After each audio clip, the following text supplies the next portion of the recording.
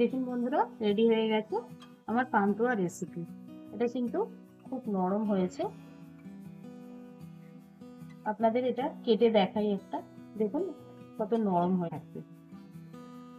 দেখুন বন্ধুরা, খুব সহজেই কিন্তু কেটে গেল এবং ভেতরটা কিন্তু খুবই নরম হয়েছে। তো বন্ধুরা, বাড়িতে আপনারা অতি অবশ্যই ট্রাই করে দেখবেন, খেতে কিন্তু অসাধারণ লাগে। নমস্কার বন্ধুরা, টেস্টি অ্যান্ড ওয়ান বাইট চ্যানেলে আপনাদের স্বাগত। আজকে যে রেসিপিটা নিয়ে এসেছি, লাল আলুর পান্তুয়া রেসিপি বা গোলাপ জামুন রেসিপি। তো এর জন্য আমি লাল আলু সিদ্ধ করে ছাড়িয়ে নিয়েছি। বন্ধুরা কেমন আছেন? আশা করি আপনারা ভালো আছেন। আমি রেসিপিটা স্টার্ট করছি, আপনারা তাহলে দেখতে থাকুন। প্রথমে আমি লাল আলুগুলোকে ভালো করে মেখে নেব। আমি এখানে লাল আলুগুলোকে দিয়ে দিলাম।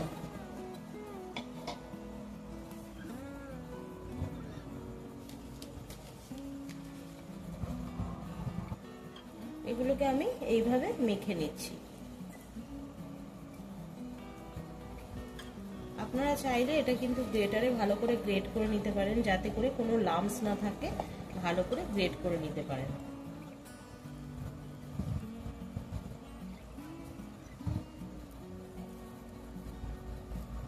আলুটাকে ছাড়িয়েও করা যায়, আবার কিন্তু আলুর খোসা সমেতও করা যায়,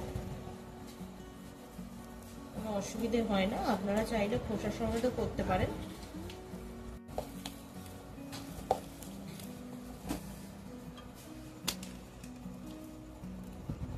দেখুন বন্ধুরা, আমি এখানে গুঁড়ো দুধ নিয়ে নিয়েছি, প্রায় 1 বাটি মতো, ছোট বাটিটা দিয়ে দিলাম। এখানে দিয়ে দিচ্ছি আমি আটা।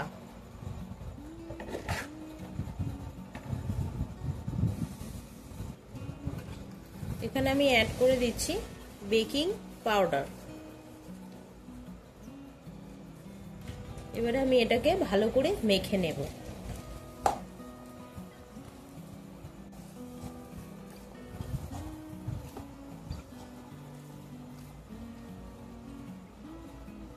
এবারে আমি অ্যাড করে দেব 1 চা চামচ ঘি। ঘিটা আমি অ্যাড করে দিচ্ছি।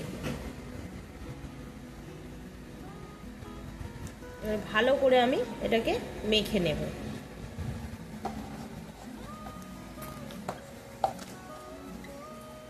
এবারে আমি এর মধ্যে অ্যাড করে দিচ্ছি এলাচ গুঁড়ো করা।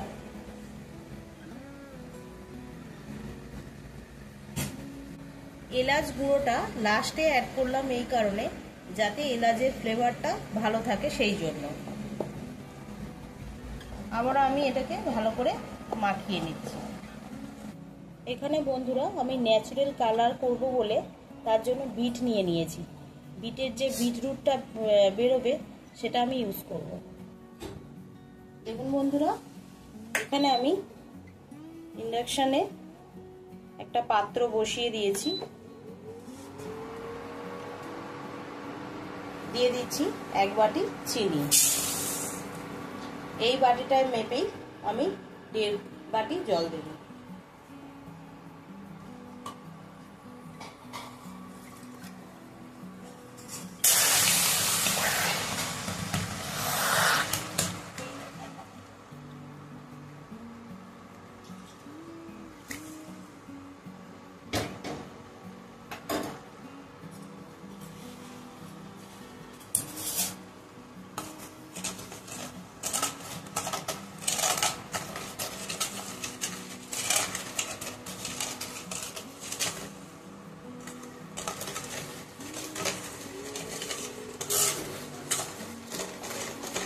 চিনিটা গলা পর্যন্ত আমি অপেক্ষা করব। দেখুন বন্ধুরা, এখানে কিন্তু আমার চিনিটা গলে গেছে। আমি যে বিটরুটটা বার করে রেখেছিলাম তার থেকে অল্প পরিমাণে এখানে কালারটা অ্যাড করে দিলাম।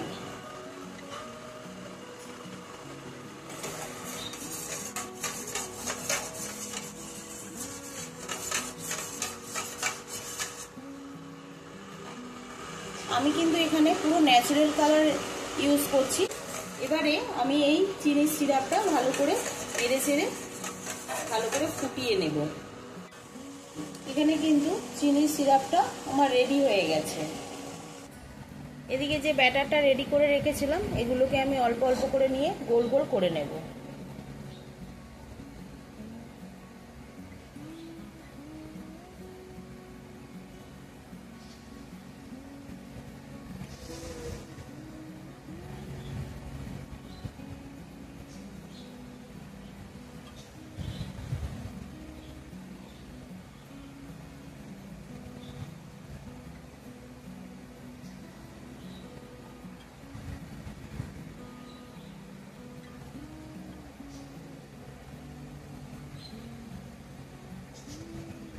দেখুন বন্ধুরা আমি এইভাবে গোল গোল দেখুন বন্ধুরা আমি এইভাবে কিন্তু রেডি করে নিয়েছি, পুরো গোল গোল করে রেডি করে নিয়েছি। এখানে আমি অলরেডি কড়াই বসিয়ে দিয়েছি, দিয়ে দিলাম তেল। তেলটা গরম হওয়ার জন্য আমি অপেক্ষা করছি। এটা অল্প গরম হলে আমি কিন্তু ছেড়ে দেব, খুব কিন্তু গরম করব না আমি। আর এটা কিন্তু লো ফ্লেমে আমি ভালো করে ভেজে নেব। বন্ধুরা আমার তেলটা হালকা গরম হয়ে গেছে, আমি এবারে একটা একটা করে ছেড়ে দেব।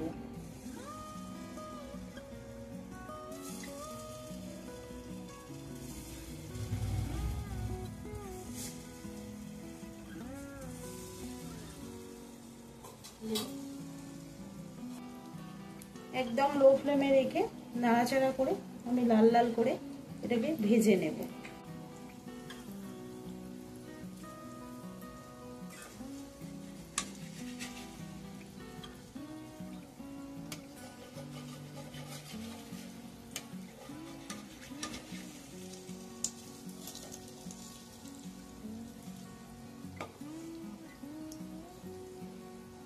দেখুন বন্ধুরা আমি এইভাবে লাল লাল করে ভেজে নিয়েছি।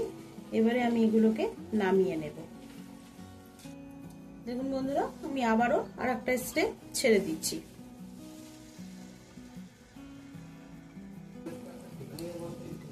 দেখুন বন্ধুরা এগুলো আমার ভাজা রেডি হয়ে গেছে। এইভাবে লাল লাল করে ভেজে নিতে হবে। আমি এগুলোকে তুলে নিচ্ছি।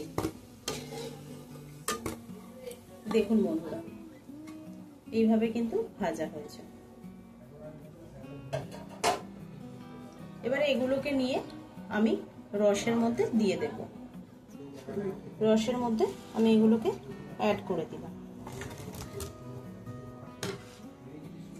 দেখুন বন্ধুরা আমি এখানে এতগুলো হয়েছে অ্যাড করে দিয়েছি। দেখুন বন্ধুরা রসে দিয়ে দিয়েছিলাম, দেখুন কত নরম হয়েছে, দেখতে পাচ্ছেন? দেখুন একটা আপনাদেরকে কেটে দেখাই,